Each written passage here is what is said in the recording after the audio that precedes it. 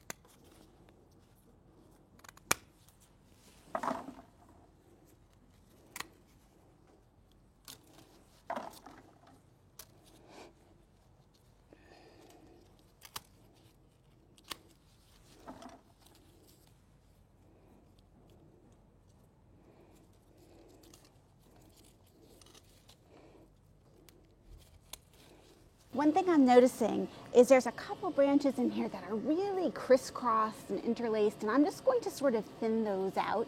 If you notice that on your plant, it'll give it a little more air circulation in the middle there, and it just keeps your plant healthier.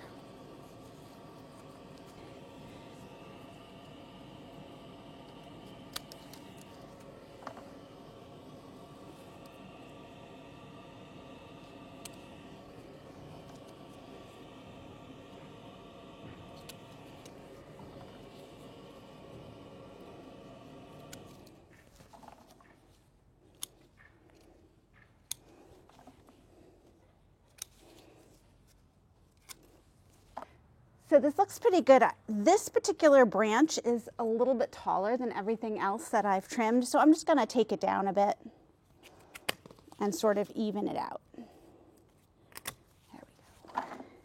So I think we can go on to the next one, this direction. Here we have vanilla strawberry, and this vanilla strawberry just really splayed out by the end of last year. It really doesn't have very strong stems at all. So I'm going to go back and cut it really to just the strongest stems, and there's also a lot of overlapping branching going on here. So I'm going to do a pretty hard prune on this particular hydrangea.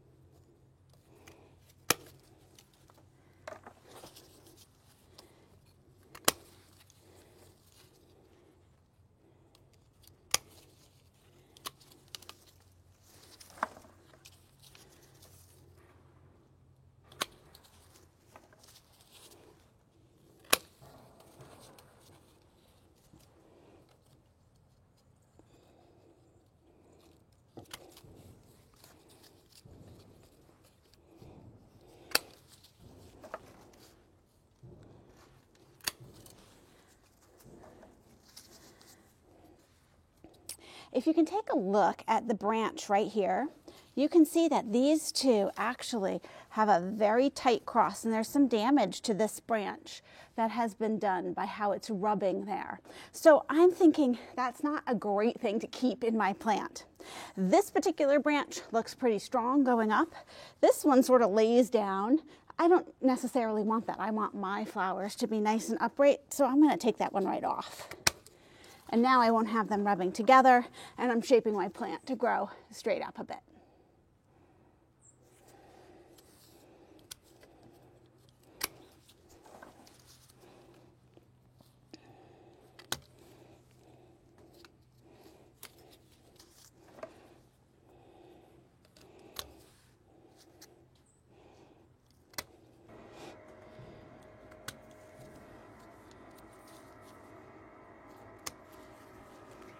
So I took a lot of branches off of this. A lot of them were really growing very close to the ground, and I don't want that. So I've shaped this to come up a lot, and it's going to do so much better this year. These particular branches will be stronger to hold it up, and we'll have a nice air flow around here.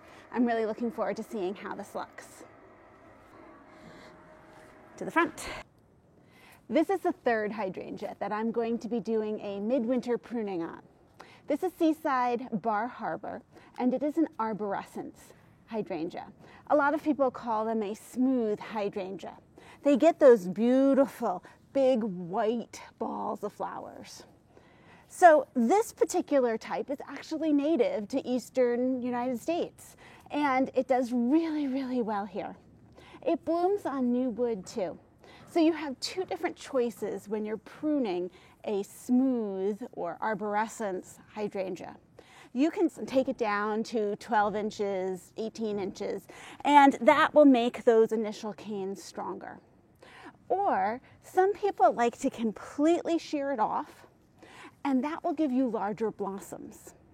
So this is only my second year with this particular hydrangea. I am going to take it right down to the ground, and I'm going to see what happens. I'm hoping that I get really, really big, beautiful blossoms from doing that.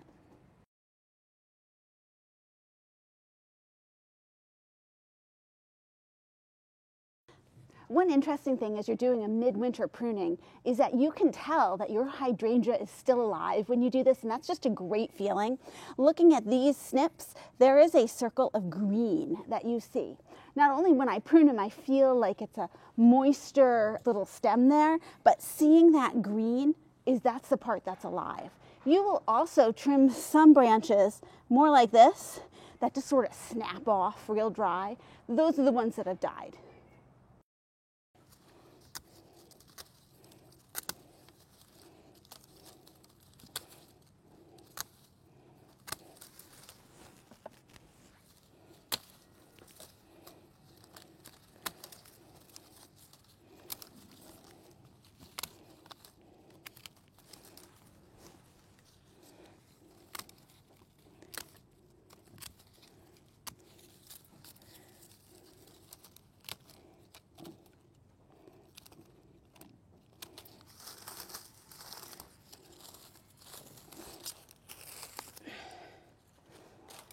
I'm going back.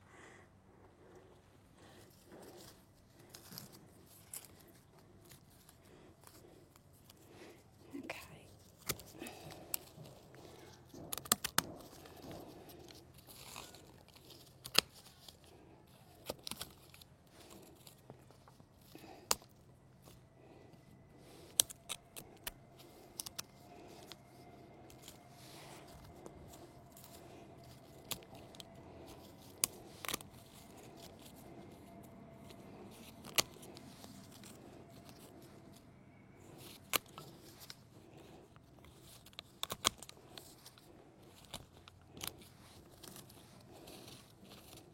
So that was a hard pruning to bring it right back down to the ground.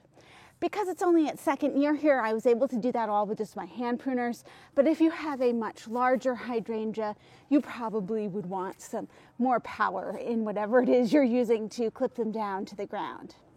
I can tell that there's a lot of really live branches that are coming there. It looks good. The important thing is to know what kind of hydrangea you have, so you know whether you should be doing a midwinter pruning or not. So if you have a panicle hydrangea or you have an arborescens, a smooth hydrangea, this is a great time to get out in your garden, feel like you're with your plants a little bit, and do some serious pruning.